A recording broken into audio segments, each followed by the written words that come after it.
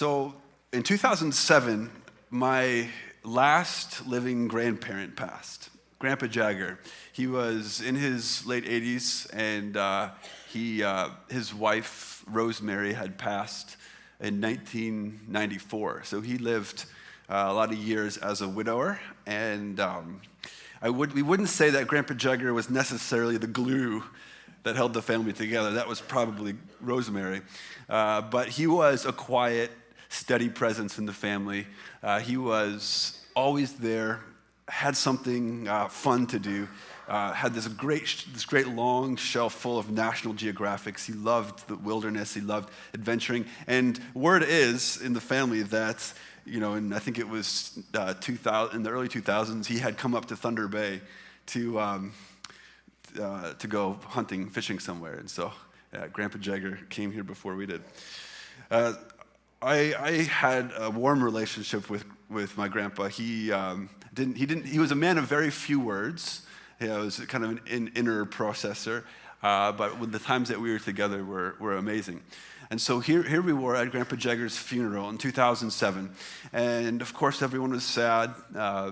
He died a little bit before kind of his time. He was sort of a persistent smoker, and so he was kind of I don't know, he didn't have much meat on his bones by the time he passed.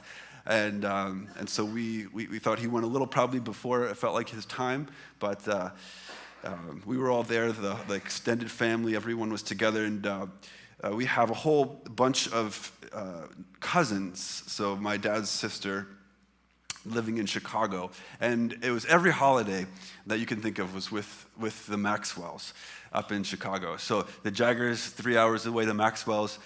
My grandpa lived in my hometown, so the Maxwells from Chicago would travel every holiday down 3 hours to come spend Easter and Christmas and all sorts of events down together. And so we were all together in that time, and every year, and I didn't understand the magnitude as a kid of the Maxwells and all they gave up to travel every holiday.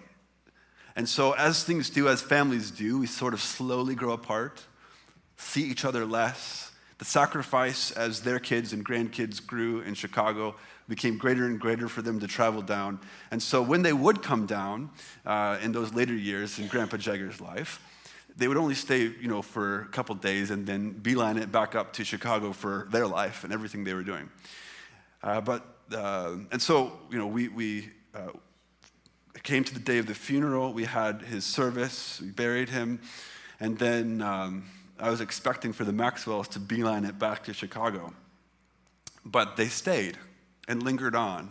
And they stayed late into the afternoon, and we went and got ice cream together, and I thought, oh, this is great. This sense of togetherness, this almost feeling like this last sense of togetherness before the family began to really drift. And so we got ice cream together, and we were chatting, and it was great. And then we went back to my parents' house, and then the Maxwells came back to my parents' house. And we spent late into the evening playing games and laughing, and there was a togetherness that just hadn't been there in a long time. And I thought to myself, wow, well, maybe they're going to stay overnight and all that. But no, they stayed till late with little kids. They stayed late, and it was 10, 11 p.m. They drove back to Chicago in the wee hours of the morning. And I don't think I'll ever forget that experience, because it was so profound to me, this sense of a last sense of togetherness, lingering late into the evening of a funeral day. And so as we are with the disciples on Jesus' resurrection day, it began as a few days after the funeral, and they were still together, and they were lingering together as the disciples, and there came to be this Sunday where they went to the tomb and he wasn't there, his body wasn't there, and things got thrown into a huge chaos. And emotions were flying left and right, and people were saying they've seen him and other people hadn't. And so it was this great almost anti-funeral day where they were gathering together. And I've been asking the question, and thinking to myself and asking this question to us about what must it have been like to live through that anti-funeral day. All still gathered together, emotions soaring, emotions confused. What must it have been like to experience the living Jesus show up to you face to face, resurrected? What must have it been like to encounter angels who are testifying to that? This is the beginning of something that you could never have expected, but something profoundly new. What must have it been like to eat with Jesus and have your mind opened by him to the scriptures and to all that was written about him? What must have it been like to have the Holy Spirit come upon you and all of a sudden your mouth was opened and you're able to say things eloquently and articulately and describe the truths of God even though you had no education? What must have it been like to be a resurrected or a resurrection church? These are the questions I'm sort of pondering as we're going through these stories. And we've come to a few different thoughts so far. This is the third part of a many-part series. Hey, Joseph, do we have that linked on the thing there? There we go. What must have it been like to be together and experience these things? And we've been talking about their deep need of one another. They were huddled together. They were close. They needed one another. They spent time together. And so their vulnerability that they shared in front of one another, the willingness they were to cry in front of one another, the willingness they were to look foolish in front of each other, sharing their testimony of seeing Jesus. And here he was, his hidden presence always among them and showing up in various ways, disguised as one thing or another. And so this question I talked about last week, and if you missed last week's message, you can go on the website. It's all the websites, all the messages are podcasted there. And so this deep need of one another, this deep togetherness of one another, and Jesus showing up, and how we need one another so deeply. If you and I are going to catch the hidden presence of Jesus in our life, because he's still with us, and we deeply need one another. But our lives and our experience of that, what must it have been like to be the first disciples, are so filtered. I mean, there's a filter in front of us, and we feel sometimes like so different, than they must have felt. We have, unlike them, they were with Jesus for 3 years, and Jesus was teaching them about how to live and how to shape their life. But unlike them, who had left everything to follow him, sometimes we can be like the people who maybe followed Jesus for a while and then drifted. Jesus talked about the cares and the riches and the pleasures of life choking us and taking our contentment away. And that can be a filter in between us and experiencing what they must have felt like. We can want the best things for us in our life and go after the highest positions and the highest sense of privilege in life. And we can go after the best jobs and have the biggest bank accounts. And this contentment that Jesus talks about we're probably so far sometimes away from what they understood. Our judgmentalism, our inability to forgive one another. We can sometimes, I'll just put it this way, sometimes we today can be so overwhelmed by our immaturity that we completely miss the hidden presence of Jesus in our life. And this is partly why we need one another to help us figure that out and point that out. Our lives can be so deeply unbearable in our pain, in our invulnerability, in our loneliness, in our consumerism, that we can forget that there's a whole fresh, lively, powerful way of living that we have access to because we are part of God's people. And so, I've been thinking of it like this. This is the picture that I've been painting of us and just trying to be as vulnerable and real with you as possible is a group of messy people with mixed motives who miss it and completely sometimes botch Jesus' way of life. That's who we are here, let's be honest. And yet somehow in this messiness, this particular sense of a group of people missing it quite a bit, this is what God has chosen to redeem and save the world. And so it's less about us getting all these things perfectly and more about us looking at our motives and realizing if we can purify our motives and get our motives pure in this thing, we're very close to experiencing the power and the reality of Jesus and his resurrection. So we've been talking about Jesus and those first events and all the disciples and their experiences. We've been talking about an empty tomb, the anti-funeral day, a day of women coming early and finding Jesus and asking the question, all right, guys, where were the men disciples? You know, the early women, they were up early. They were coming to show their devotion, and the guys were still sleeping. And so Mary Magdalene encountering the risen Lord. And now the first day passes, and the family, Jesus' disciples, are gathered together late into the night on that resurrection day. And people are, like I've said before, are all over the map. Some are excited, some can barely contain their excitement, some don't quite believe, they're still confused, they haven't seen Jesus. Some of their hearts are burning because Jesus opened their hearts to his reality. And so we see that when they came together on the first day of the week. Next slide. Lots of good pictures here. When it was evening on that day, the first day of the week, and the doors of the house where the disciples had met were locked for fear of the Jews, Jesus came and stood among them and said, "Peace be with you." First day of the week. It's still the first day, still the first resurrection day. And Jesus comes and says to them, I'm going to offer my visible self freely to you. Come touch my wounds. Come see that it was me. The doors, go back one slide. The doors, sorry, this thing's not working.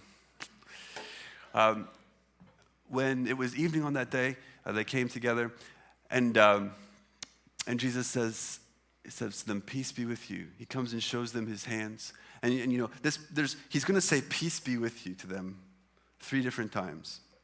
I think the effect of this first "peace be with you" is like, look, guys, you're all over the map here. Some of you are confused, and some of you are excited, and some of you are super. You can't contain yourself. Let's calm it down. Peace be with you. I'm here. I'm among you. And so he comes in. He says, "Peace be with you." And they're afraid, right? They're afraid. The doors are locked. They're in the upper room, and we have to ask ourselves, like, what are they afraid of? Why are they, why are they locked? Well, look what happened to Jesus, right? Like, if you're a follower of Jesus, it's not going to go well for you if you make yourself known at this point. And you can, all the way through the early church, in the first few chapters of Acts, they keep themselves behind locked doors. And there's a lot of disciples that are going to start dying. They're going to start getting stoned and cast off mountains, and their heads are going to start getting cut off because they're going to be explicit about they are Jesus' followers. And so for good reason, they find the upper room, this place where they lock themselves in fear. And somehow, Jesus is able to be among them. It's like his body, his new body, works both in this world, in the earthly realm, and then in the heavenly realms as well. He's at home in both heaven and earth. He can walk through doors. Can you imagine? So he comes in among them, and he says to them, "Peace be with you." Okay, next slide. After he said this, he showed them his hands and his side freely. And we're going to get to Thomas today. Thomas is going to be our main character who we're looking at. And Thomas is going to want this. He's going to want to see his side. But Jesus, we don't know where he is. He's not with them. He's off somewhere that day. And so, but to them, to the 11 or the 10 that are left, he's showing them his hands and his feet. Then the disciples rejoiced when they saw the Lord. And Jesus said to them again, "Peace be with you." And this "peace be with you" has some of the effect of, I know that you can't contain yourself. I know that you're rejoicing and excited, but I've got some stuff here to tell you. So listen up. As the Father has sent me, so I send you. When he had said this, he breathed on them, and he said to them, "Receive the Holy Spirit. If you forgive the sins of any, they are forgiven them. If you retain the sins of any, they are retained. We're going to get into these in these teachings in the next couple weeks, because this is just one of the many examples of Jesus commissioning them to go be more than they were originally, more than disciples. He's going to send them on a mission. And then this kind of confusing phrase about what do we not, if we tell people they're not forgiven, somehow they're not forgiving of their sins. I'm going to get into this in the coming weeks. But here's the thing that I'm going to highlight in this particular verse. When Jesus came back to them, we have to understand the gravity of this. When Jesus came back to them on this day, everything that had died in them came back to life with him. Everything they thought was dead, everything they thought was gone that they were grieving has now come back. Can you imagine? I mean, just the way I get at this is I ask this question: what in our lives has died? What hopes or dreams or things that we were wanting for ourselves seems to have died? What things aren't true that we want to be true? What things have we gone through that have felt like it's been a death? All of those things put together, put those all together in a bundle and think of those all coming true and coming together in one moment. Everything that they had thought was dead is back to life. And this is the experience of the early church. This is what their hope was about. So the next slide. But Thomas, who is called the twin, one of the 12, was not with them when Jesus came. Yeah, where was he? What was he up to? Was he out in the market? Maybe he's making plans to go back to his old life? You know, he realized that, okay, this thing's over now. I got to go and make my own way. He was called a twin because he was probably a twin of some sort. So the other disciples told him, "We have seen the Lord." But he said to them, "Unless I see the mark of the nails in his hands and put my finger in the mark of the nails and my hand in his side, I will not believe." You know, I think Thomas, come on. You know, like, were the disciples prone to practical jokes? Like, why didn't he believe? You know, like, what was it about his friends that he couldn't just trust them? You know, and it's like, and why the defiance? You know, like, this is a defiant response, not like, okay, tell me more. Or like, okay, what's this about? It's like, I will not believe. And think of the intimacy of this. Unless I take my finger and I put it inside of the wounds in his hands. And unless I take my hand and put it inside the wound in his side, I will not believe.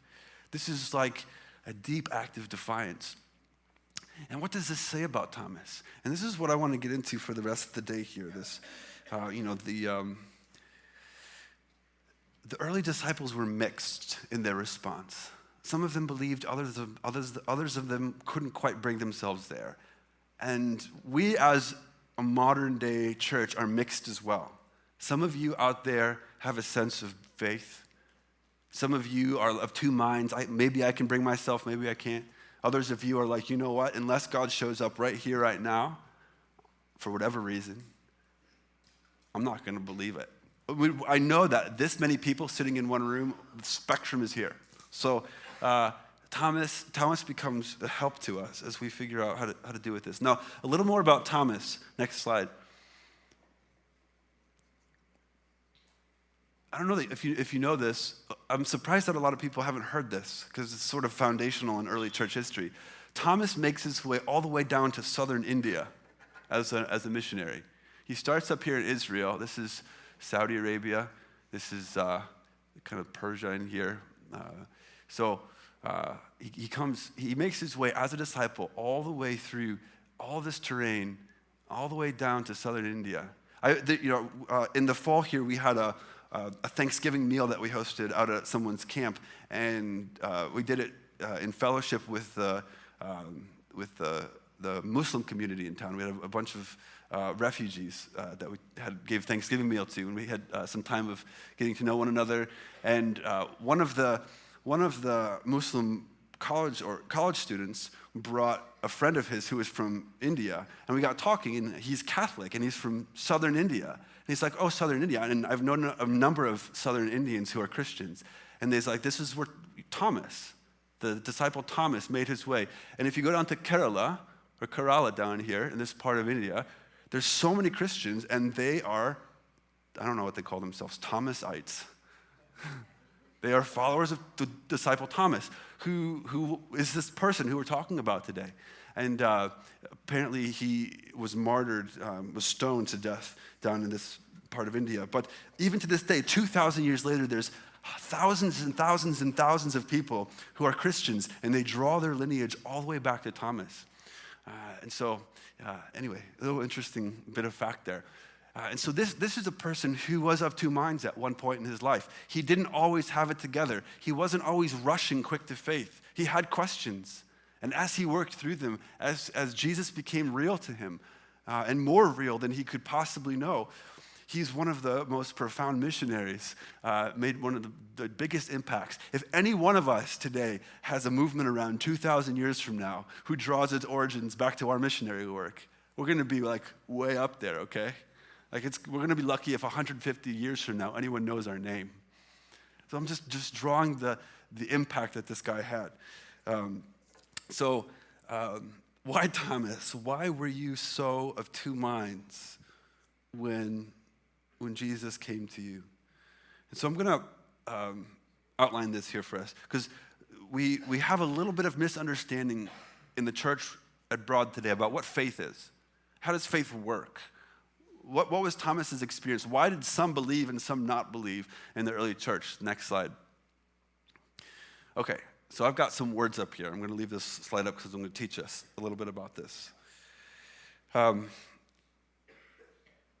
Sometimes I think whole movements of Christian church and Christian faith can get so wrapped up in a misunderstanding about faith and what it is that things go really, really awry.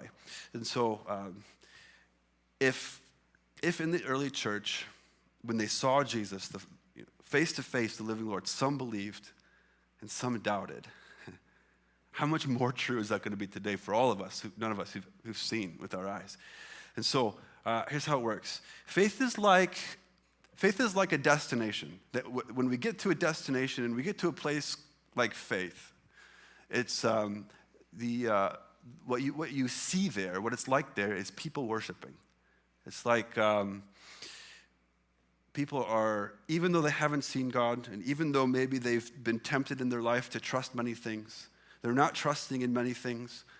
They're fully worshiping God. They're humbly bowing their knee and giving their whole selves, trusting everything about them, their whole life, their family, their money, their relationships, their well-being, all of this. They're entrusting this fully into God's hands.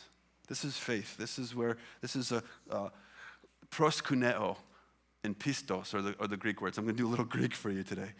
Proskuneo, this is the word about worship. I don't know if you know the Psalms well, but in Psalm 94 it says this: let us worship the Lord and bow down before him in his presence.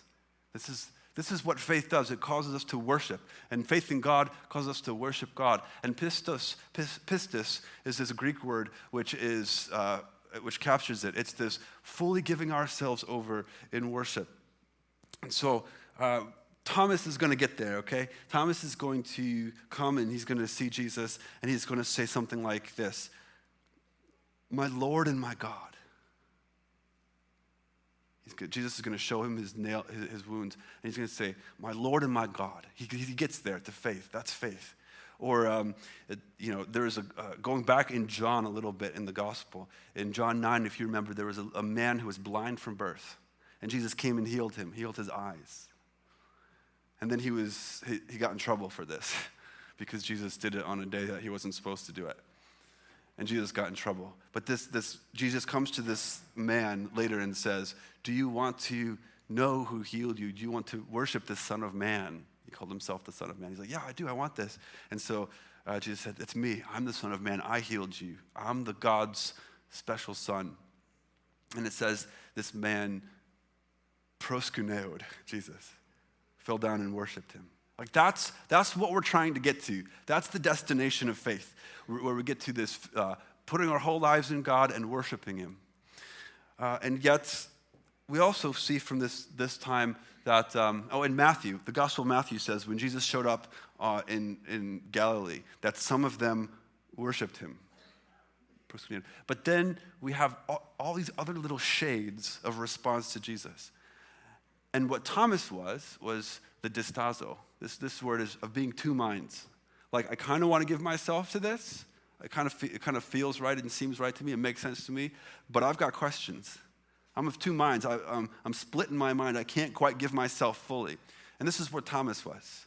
He was of two minds. He's like, I'm not going to be able to give myself unless I've got some things answered. This is the same word that Matthew uses, the Gospel of Matthew uses, when Peter starts to go out and walk on the water, right? You remember that story? Jesus is walking on the water and says, Peter, come on, join me. And Peter gets out and he's like walking on water. He's like the miraculous, supernatural thing he's walking. And it says that he became of two minds. He distazoed. Yeah, okay, I'm doing this. I can kind of give myself to it, but look at the wind, look at the waves. Humans can't do this.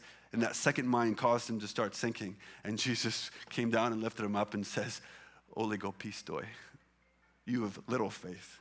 And so, distazo, this is where Thomas was. He's in this place where he's not quite on the destination. He's halfway on the journey.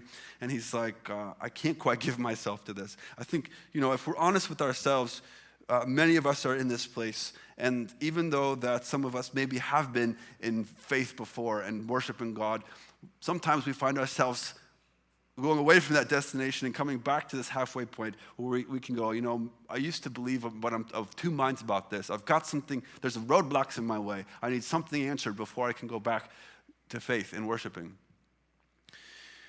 So there's that. But doubt is not the same thing as unbelief. Okay, this is the important key here. Apistos, the A in front of the pistos. The unbelief. This is something completely different than of two minds. Apistos is this: even if I saw, I'm not going to believe. Even if I saw it, I wouldn't believe it. And this is what Jesus warns against. This is more like someone defending their kingdom. They've got something that's precious to them, and if something comes against it, they're going to defend it to the end. That's apistos.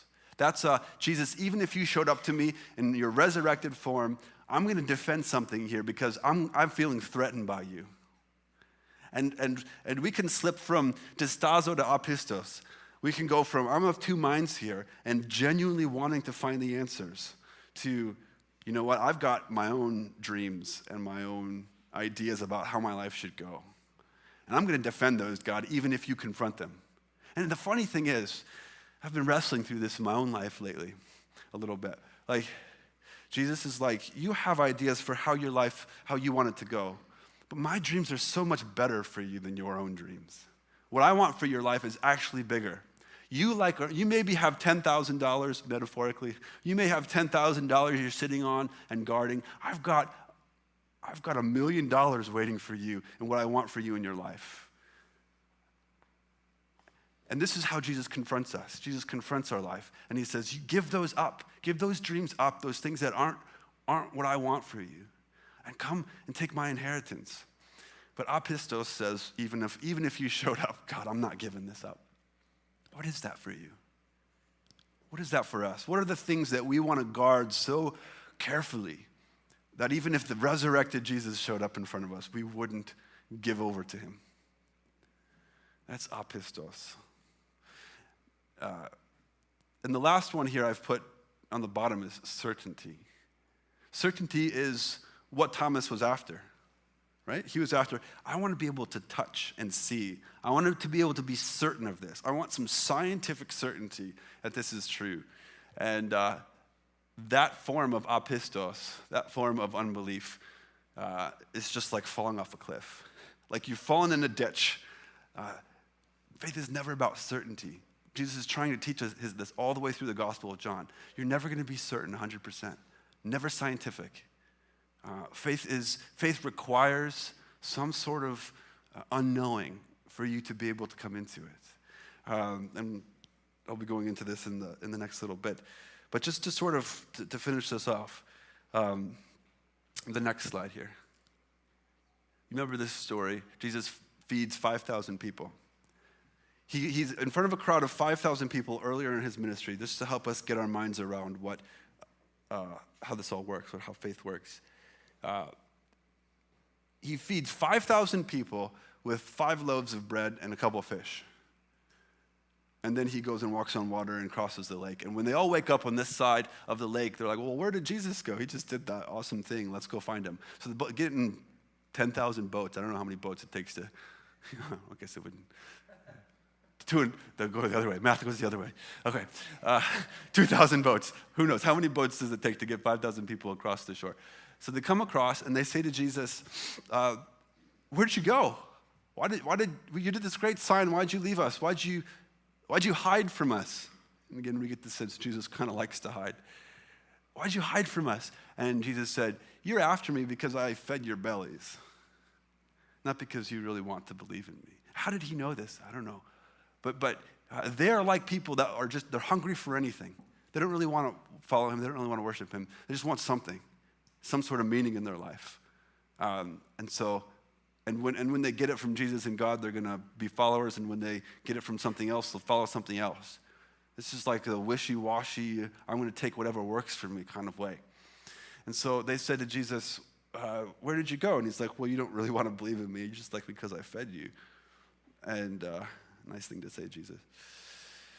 And he says to them, God wants you to believe in me. Like, truly believe in me. Truly give your life to me. That's the work that God wants of you. Go away from this wishy-washy stuff and trust in me. And they said, Jesus, listen to this. Can you give us a sign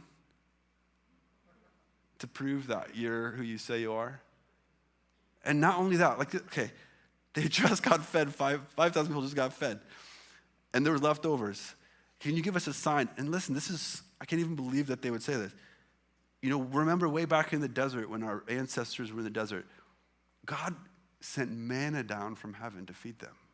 Can you give us a sign like that? Jesus said, I've done that sign already.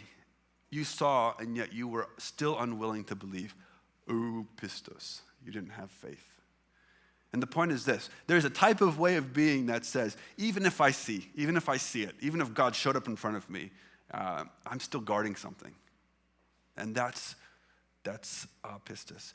So back one slide, Joseph. Thank you. That's certainty. That's the way of certainty. You're never going to get it, because that's not how faith works. Jesus doesn't want us to come to him with that kind of defending our own kingdom mentality. He wants us to believe, even if you don't see it, even if it doesn't fully make sense. Come to me. And he's very patient in distazo. Very patient when we're of two minds, when we can't quite give ourselves. But he says, don't play the apistos game. Be very careful. Come to faith to me, but don't slip into this certainty game. Don't slip into this defending your own kingdom stuff. Thomas, he's going to say, don't do that. Don't play that game. Life isn't there. Your life isn't there. But it is. Your life is in me, and I'm going to give you life to the full. So 2 slides over. Thank you. I love this quote from one of the ancient Christian books of our Christian tradition. It said, God reveals himself to the humble in the lowliest of disguises. Think about that.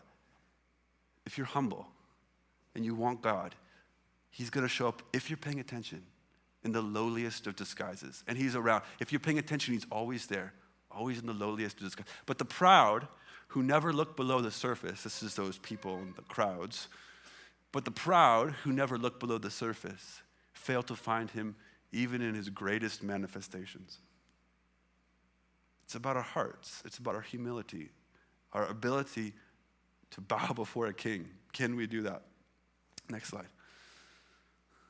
A week later, so a week passes, and his disciples were again in the house, and Thomas was with them. This time, he's heard that Jesus resurrected. He didn't believe it. A week goes by, And although the doors were shut, Jesus came and stood among them and said, "Peace be with you." What kind of peace be with you was this? This must have been I haven't been with you for a week. Don't fret. I'm still with you. Even though you haven't seen me or felt me for a while, peace be with you. I'm still with you. And Jesus came and stood among them and said that. And he said to Thomas, "Put your finger here and see my hands. Reach out your hand and put it in my side. Don't distazo, don't doubt, don't be of two minds, but believe, have pistis, have faith. Give yourself to me. Drink of my waters, you won't thirst from it ever again." Thomas answered him, and this is where he shifts, "My Lord and my God." He gets to faith. My Lord and my God. And this is like, I think, some of the most profound moments in the first early days of our faith journey, of our faith tradition. This is Jesus. I mean, this is how it goes literally in the Greek, and it's so intimate. Thomas, your fingers in my hands, your hands in my side. Your fingers, my hands, your hands, my side. I mean, this is the type of intimacy that's available in the relationship with Jesus. He's like, if you want me, come close to me, and I will give you my presence, which is the greatest treasure in all the universe. It may not give you riches. I may not give you times where there are no trials. Your life may not go as you want it to be. It may not be easy, but you'll have the greatest treasure with you, my presence. You want people to love you and to give you a sense of worth. They're human beings. They're faulty. Come to me. In me, I'll give you a sense of self-worth that's beyond anything you can imagine. Don't have unbelief. Don't play that game, Thomas, but have faith. And Thomas opens his heart. Next slide. But Jesus said to him, "Have you believed because you've seen me? But blessed rather are those who have not seen and yet come to believe." And this is what he's saying. Without seeing, without certainty, blessed rather are those people who come and yet believe. And that's us. So last slide. What do we do with this? What do we do with this reality that in the earliest church there was people who doubted and people who believed, and there was a mixed bag, and there's all this sense of the differing response. What do we do with this? I think the first thing I'd like to say is let's remind ourselves of Jesus' patience. Jesus was extremely patient with the double-minded. We don't have to be a church of people who drive people out the doors if they don't have something like certainty. If you have questions, this is a great place for you to be. Other churches, not all churches, but a lot of other churches I've been to don't have space for being double-minded. They don't understand that they haven't really listened to what Jesus was talking about here. Jesus is very patient with double-mindedness, and so should we be too. And we should be patient with ourselves if we find ourselves drifting back and forth. But here's the thing, don't do the unbelief stuff. If you find yourself going, I can't believe because I have questions, okay, let's talk about those. Let's find some answers. But if you find yourself going, you know what, if I'm really honest with myself, I don't believe because I'm guarding something, realize you're slipping towards apistos. And we need to deal with this. And so the church and the faith journey, what do you do with this? How do we do this together? Sometimes, I think, people walk into these doors and they may have questions and they may not know what to do with them. Where do you bring them? How do you get your questions answered? Well, one way is each other. Home groups, for those in home groups, it's a great place to come and to be honest about your questions. If you're in a home group and you haven't yet, and you have double-mindedness and you're not quite sure and haven't shared that yet, it'd be a great place to share in your home group. Here's my questions. I'm not quite there yet. And if someone shares that, in a small group setting, don't shame them. Don't let me fix this. Let me answer all your questions and bring you to faith. That's not your job. That's God's job.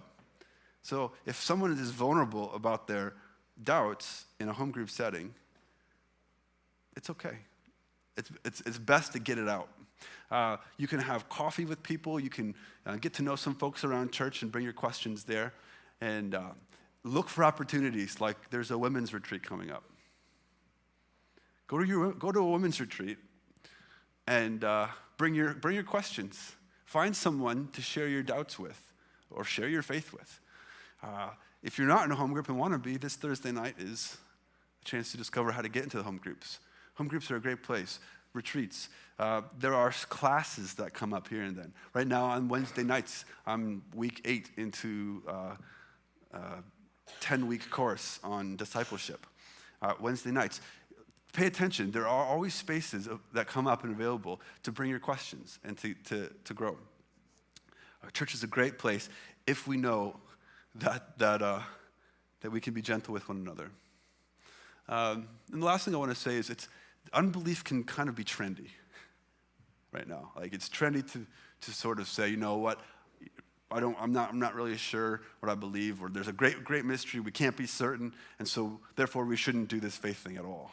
And people go off into their own individual lives and they read books and listen to podcasts, and there's a sort of trend in this direction. Just be aware that unbelief can be trendy. And so what do you do with that? Just recognize the different shades of response to Jesus and realize that his response for us, what he wants of us, is to come to a place where we're going, my Lord and my God. He says it earlier in the Gospel of John this way, I want you to know that the Father is in me and I am in the Father. This is where we're getting to. And if you're there, awesome. Congratulations. Well done. Keep going. Give that gift of your testimony and how you got there to others. But if you're not quite there yet, if you have two minds, it's a great chance in the last couple songs here to tell that to God. God, unless I see, I'm not sure I'm going to believe. God, I want to believe, but I need some help. This is a great chance to bring this to the living God today, who's here with us, disguised perhaps in our presence.